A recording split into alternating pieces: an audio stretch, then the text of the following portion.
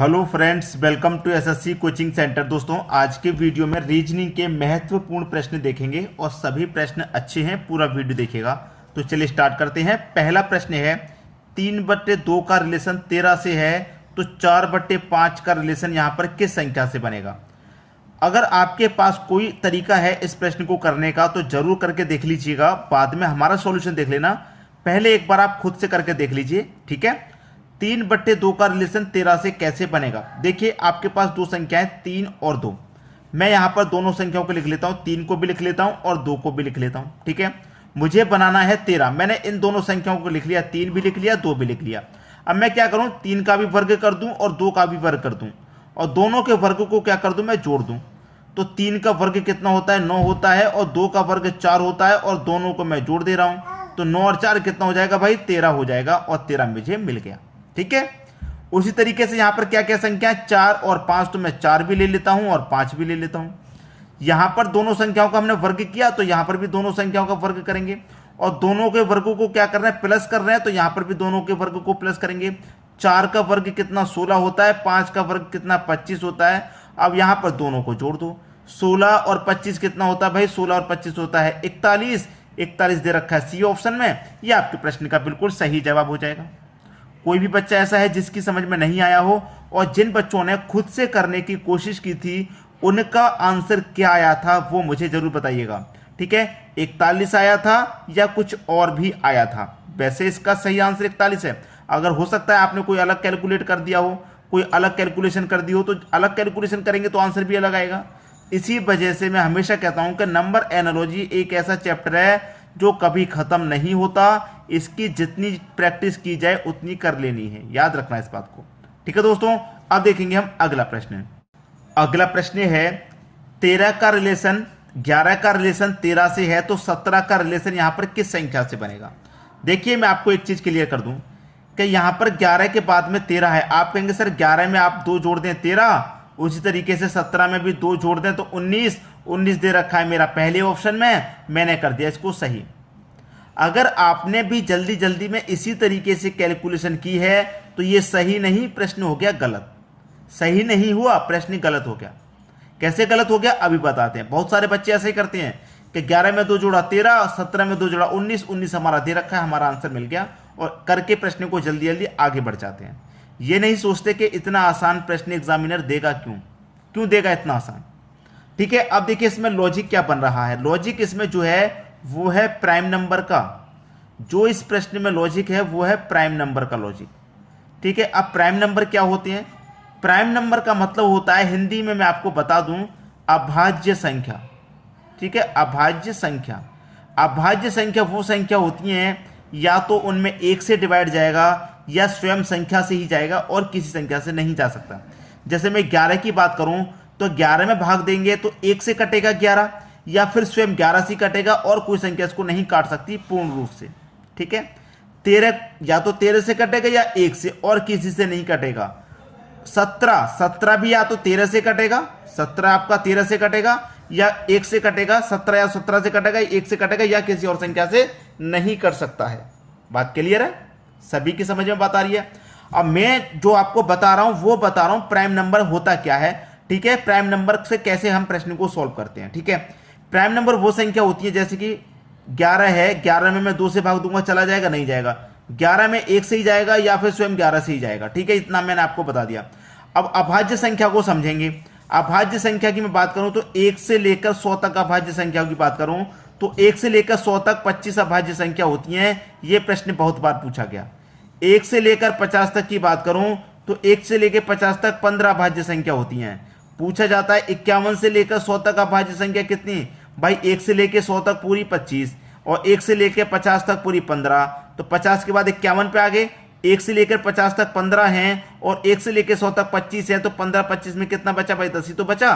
तो 51 से लेकर 100 तक 10 आपकी अभाज्य संख्या होती है, ठीक है। अब यहां पर देखेंगे 11 के बाद में अभाज्य संख्या कौन सी है, 13। उसके जस्ट अगली वाली संख्या दे रखी है। तो 17 के बाद में जस्ट अगली वाली संख्या कौन सी होती है, अभाज्य 19 होती है। ये आपका सही आंसर हो गया। अब आप कहेंगे सर आपने तो बताया था गलत, मैंने गलत इसलिए बताया था कि आपने जो तरीका लगाया था कैलकुलेट वाला कि 11 में 2 जोड़ा 13, 17 में 2 जोड़ा 19, वो तरीका गलत था। मैंने आपके तरीके को गलत बताया, तरीके को गलत मैंने बताया। अगर इसी प्रश्न में मैं आपको इतना कर दूं, जैसे कि मैं यहां पर कर देता, जैसे मान लीजिए 11 है, ये संख्या मेरी 11 है, 11 के बाद में यहां दे दिया जाता मान लीजिए 17, ठीक है, और यहां दे दिया जाता मान लीजिए 19, ठीक है, यहां पर 19 और ये क्वेश्चन मार्क। मैं आपको एक प्रश्न अपनी तरफ से बना के दे देता हूं, ये वाला, ठीक है। अब यहां पर क्या आंसर आएगा भाई? अब आपको इसमें यही करेंगे कि 11 में मैं आपको कितना जोड़ दूं, 17 हो जाए, 6 जोड़ दूंगा 17। अब 19 में भी मैं क्या करूं भैया, 6 जोड़ दूंगा तो 25 हो जाएगा। कितना हो जाएगा भाई? 25। तो 25 तो अभाज्य संख्या होता नहीं है, ये तो 5 से भी कटता है, 1 से भी कटता है, 25 से भी कटता है, ये तो अभाज्य है नहीं, ठीक है। तो ये तरीके को मैंने गलत बताया, आपका तरीके को गलत। अगर अब आप इसे अभाज्य संख्या के रूप में सॉल्व करेंगे तो यहां पर देखिए 11 के बाद में अभाज्य संख्या 17 दे रखी है। कैसे?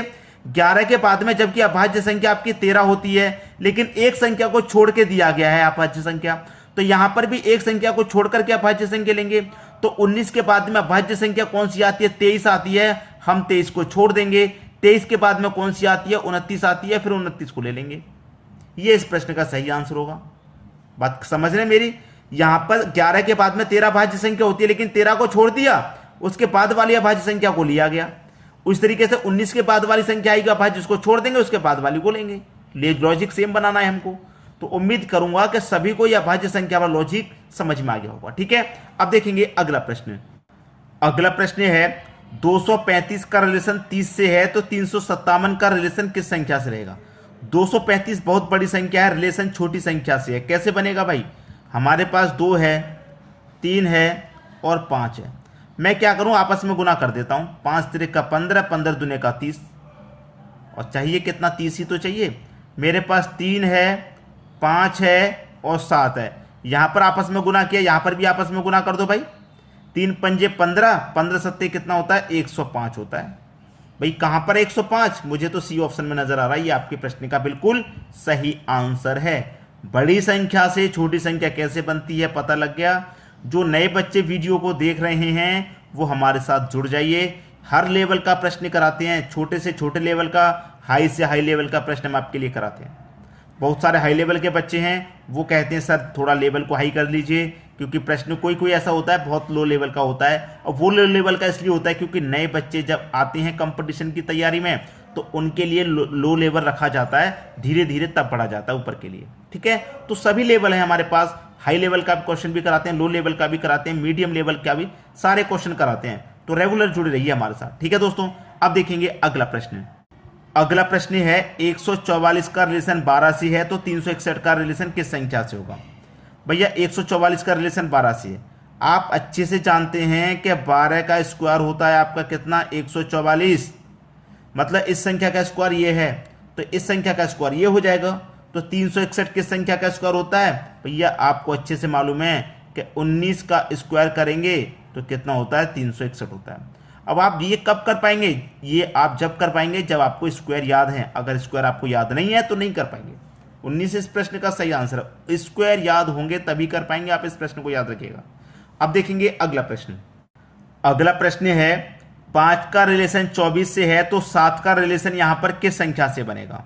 देखिए आपको अच्छे से मालूम है कि 24 मेरा क्या है? 5 के स्क्वायर के पास में है। जैसे कि मैं 5 का स्क्वायर करूंगा तो 25 होता है। 24 और 25 स्क्वायर के आसपास में ही है तो 25 होता है 5 का स्क्वायर। तो उसमें से अगर मैं 1 घटा दूं तो 25 में से 1 घटा दूंगा 24 हो जाएगा। आप कहेंगे सर 1 क्यों घटाया? हमने अपनी तरफ से घटा दिया। अब देखिए 7 है यहाँ पर, 7 का भी मैं स्क्वायर करूं, देखिए जैसे मैंने 5 का स्क्वायर किया उसी तरीके 7 का स्क्वायर कितना होता है भाई? 49। यहां पर मैंने 1 अपनी तरफ से घटाया था तो यहां पर भी 1 मैं अपनी तरफ से घटाऊंगा और 49 में से 1 घटा दूंगा तो आंसर आएगा 48। और 48 मेरा पहले ही ऑप्शन में है, ठीक है। आंसर मिल गया। अब देखेंगे अगला प्रश्न। अगला प्रश्न 6 9 36 क्वेश्चन मार्क। भैया 6 9 36 क्वेश्चन मार्क। मैं आपको एक बात हमेशा बताता हूं जब भी नंबर एनालॉजी कराता हूं कि अगर पहली संख्या का रिलेशन दूसरी से अगर नहीं बने तो फिर पहली संख्या का रिलेशन तीसरी से बनाएंगे। और अगर मैं पहली संख्या का रिलेशन तीसरी से बनाऊं तो मुझे सीधा सीधा नजर आ रहा है कि देखिए यहां पर मेरे पास 6 है तो 6 का स्क्वायर 36 दे रखा, ये रहा। भैया पहली का तीसरी से बनेगा तो दूसरी का चौथी से बनेगा। अब ये पहली संख्या का स्क्वायर है तो यहाँ पर दूसरी संख्या मेरी क्या है 9, तो 9 का स्क्वायर कर दो 81 होता है। इसका मतलब यहाँ कितना 81 आ जाएगा, डी ऑप्शन में 81 है। हो गया प्रश्न। प्रैक्टिस होगी तभी आप इतनी आसानी से इस प्रश्न तक पहुंच पाएंगे, वरना बहुत समय बता देंगे आप। प्रैक्टिस बनाए रखिए, ठीक है। अब देखेंगे अगला प्रश्न।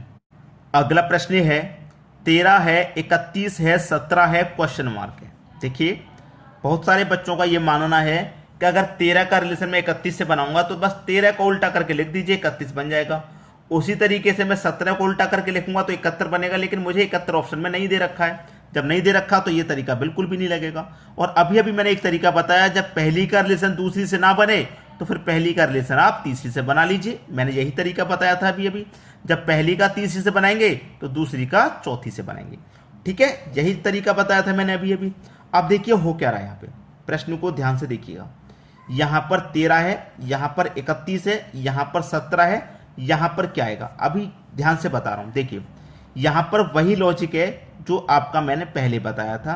क्या बताया था मैंने, ध्यान रखिएगा, प्राइम नंबर बताया था कि नहीं बताया था, प्राइम नंबर बोला था आपको, प्राइम नंबर सीरीज। अब देखिए ये मेरा प्राइम नंबर है 13, 13 मेरा प्राइम नंबर है। अब 13 के बाद में प्राइम नंबर और कौन सा आता है भाई, 17 भी आता है। 17 के बाद में 19 भी प्राइम नंबर मेरा आता है। 19 के बाद में 23 भी मेरा प्राइम नंबर आता है। 23 के बाद में 29 भी आता है। उसके बाद में आता है 31, ठीक है। कितने प्राइम नंबर बीच में छोड़ दिए 13 के बाद में, 1 2 3 4 छोड़ दिए, जब पांचवा दे रखा है। तो यहां पर कितने माइनस किए प्राइम नंबर, 4 गैप कर दिए हमने। 4 प्राइम नंबर को हमने मिसिंग कर दिया बीच में, उसके बाद में पांचवा प्राइम नंबर दिया गया। बात समझ में आ रही है। अगर मैं उसी तरीके से यहां पर चलूंगा 17 के बाद में, तो यहां पर भी मुझे क्या करना पड़ेगा। देखिए 13 के बाद में 31 पे आया, 4 प्राइम नंबर मिस किए। अब यहां पर हो क्या रहा है, पहली संख्या का रिलेशन अगर मैं यहां पर दूसरी से बनाऊं तो बीच में 4 प्राइम नंबर मिस करूंगा, याद रखिएगा। अब मैं इसका नंबर इससे बनाऊंगा, समझिए प्रश्न को मैं जैसे सॉल्व कर रहा हूं। इससे इसको बना लिया 4 प्राइम नंबर मिस करके, अब मैं इसको भी बनाऊंगा 4 प्राइम नंबर मिस करके। 17 है भाई, 17 है। 17 के बाद में 19 आता है, 23 आता है, 23 के बाद में 29 आता है, ठीक है। 29 के बाद में 31 और 31 के बाद में आता है आपका 37। तो 17 के बाद में 1 2 3 4 मिस कर दिए, कितना आएगा भाई, 37 आ जाएगा। कितना आ जाएगा, 37। तो यहां पर आपका आ गया 37। कैसे आ गया, यहां पर भी मैंने क्या किया, 4 प्राइम नंबर मिस कर दिए। आंसर कितना आ गया आपका, आंसर आ गया 37। कह दिया 13 से 31 मेरा कैसे बनाया, मैंने बीच के 4 प्राइम नंबरों को मिस करके पांचवा लिखा। 17 से 37 कैसे बना, मैंने बीच के 4 प्राइम नंबरों को मिस करके 37 मेरा बन गया, ठीक है। अब बहुत सारे बच्चे यहां पर लॉजिक ये लगाते हैं कि पहली का दूसरी नहीं बनना, भैया पहली का यहां पर बना दो। कैसे बना दो, देखिए मैं बताता हूं कैसे बनेगा। यहां पर 13 के बाद में 37 से रिलेशन बनना मेरा, पहली का रिलेशन तीसरी से। तो 13 है ना मेरा, 13 के बाद में क्या प्राइम नंबर आता है भाई, 13 के बाद में प्राइम नंबर अगला कौन सा आता है, 13 के बाद में भाई 17 ही तो आता है प्राइम नंबर अगला। उसी तरीके से 31 के बाद में प्राइम नंबर कौन सा आता है, 31 के बाद में प्राइम नंबर 37 आता है, तब भी 37। अब यहां पर दोनों ही तरीके मैंने आपको बता दिए। यहां पर पहली का तीसरी से बनना है अगला प्राइम नंबर देके, ठीक है। दूसरी का चौथी से बनना है अगला प्राइम नंबर से। लेकिन मैंने यहां पर पहली का दूसरी से बना के दिखाया तो 4 प्राइम नंबर बीच में मिस किए, दूसरी का चौथी से बनाया तो 4 प्राइम नंबर यहां पर मिस किए।